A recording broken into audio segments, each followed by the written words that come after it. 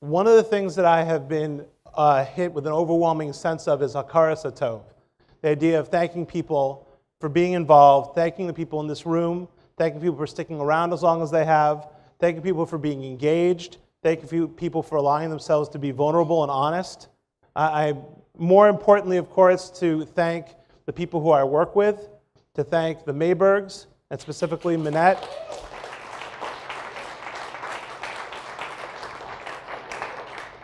Especially Minette for her amazing speaking and working with her on a regular basis.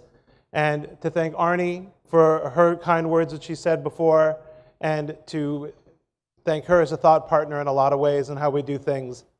Most importantly, of course, is to thank Sharon and to thank Rabbi Rackover for the incredible work they did for putting this entire concept of this together. And the tremendous appreciation which I have, and also to Dr. Erica Brown, who's not here now, but for her incredible work last night in being able to work that. My second part of my hakaras hatov is to echo a little bit of what Todd had said a little bit earlier. I'm not sure everyone heard. I had only the opportunity to know John Witcher of Alav Shalom at the end of his life. And I only had an opportunity to really have a couple of conversations with him, long conversations. I've rarely had an individual who is able to smile and tell you what was incredibly wrong with what you were thinking in the way that he did. And he did it in a way that was very loving and very kind. I wouldn't say subtle, but loving and kind in the way that he would say, that's really not how that works.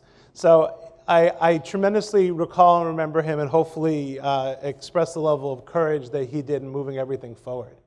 The third that I want to try to be very clear about is that while we have all worked together in trying to put these different ideas of the school together, I want you to have thought of the last 24 hours as almost like a school-like Yom Tov. We were able to separate ourselves from our work. We were able to have a kal, a kadosh that we were able to come together as. That we were able to have these rituals to be able to build resilience when we're not in the game, to fix the roof when it's not raining outside.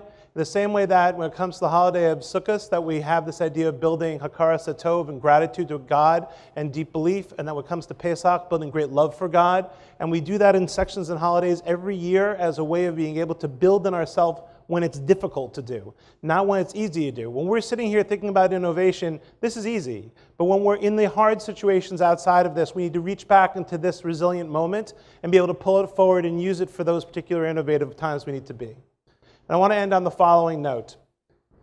We talked a lot about Ben Azai and Rabbi Akiva, and they come together in an interesting other piece of Gemara. There's a piece of Gemara about something called the Pardes.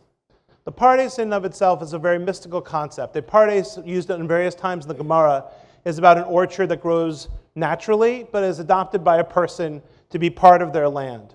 And so you have this orchard, and this sort of wonderful smelling and existing thing, and at the same time, you've now adopted it.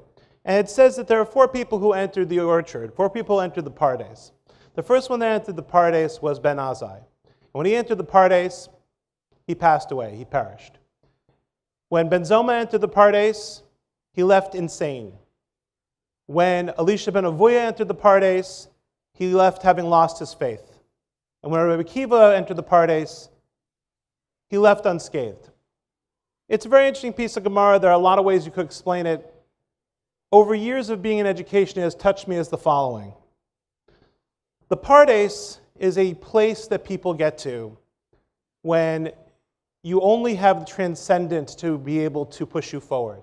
It is the place where every great educator and any person who's made a difference in education has gotten to, is when you are physically and emotionally beaten down by 1,000 paper cuts, by a massive amount of overwork, and you are absolutely trying to figure out, why am I continuing to do this? Why am I continuing to try to put a Kadosh Baruch Hu's world right in this way? What effort could I possibly put more forward? What else could God want of me?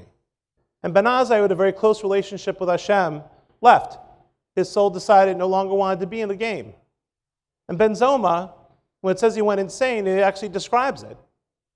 He described it as a person who decided he was right all the time, to the point where he was sitting on the steps of the Beit Midrash looking out over the water, and he said, there's a handbreadth of room between the Mediterranean Sea and the horizon, and I have to find it because I've derived that from a sentence in the Torah, and therefore it must be there. And the people standing around him said, the guy's still insane. He doesn't understand that. He just thinks he's right about everything. He won't accept anyone else's opinion.